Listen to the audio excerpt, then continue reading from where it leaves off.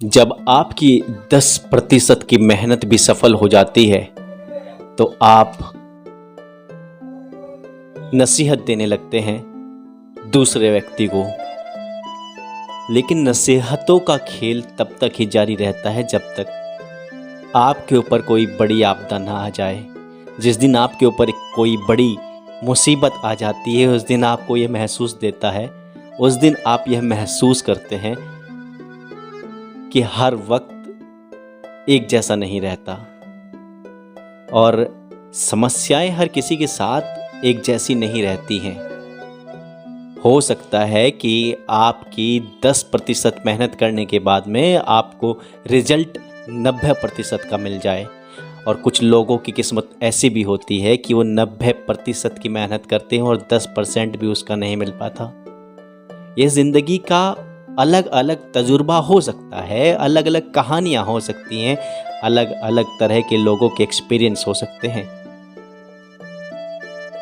बात कुछ इस तरह से समझिएगा कि एक ही क्लास के अंदर 50 बच्चे हैं और 50 के 50 बच्चों की ना तो फितरत एक जैसी होती है और ना ही उनका रिजल्ट एक जैसा होता है। ऐसा नहीं है कि जो अध्यापक है वो किसी एक पर्टिकुलर बच्चे को कुछ अलग पढ़ा रहा है और किसी दूसरे बच्चे को अलग पढ़ा रहा है, लेकिन उसके बाद भी उनके रिजल्ट अलग अलग आते हैं।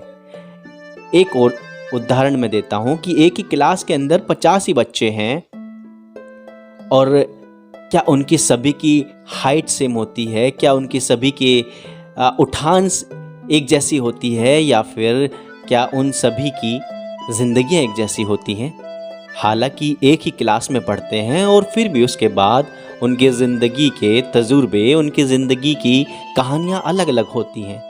तो जो लोग खुद को बहुत ज़्यादा होशियार समझते हैं और कुछ लोग जो दूसरों के ऊपर तानाकसी करते हैं, या फिर ये कहिएगा कि कुछ लोग बहुत ज़्यादा और स्मार्ट बनते हैं। ध्यान रखना, जब मुसीबतें आती हैं, जब संकट आते हैं तो वो सिर्फ उस परमात्मा को याद करते हैं। कुछ चीज़ों का कोई सानी नहीं है, कुछ चीज़ों का कोई तोड़ नहीं है और कुछ चीज़ों की कोई रोकथाम नहीं है।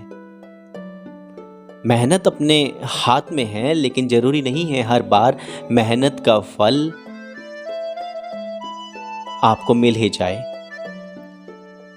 सैकड़ों लोग होंगे, हजारों लोग होंगे जो देश का पीएम बनना चाहते होंगे और पूरी जिंदगी निकल जाती है, तो क्या ऐसा पॉसिबल है कि वो हजार के हजार लोग देश का पीएम बन जाएं?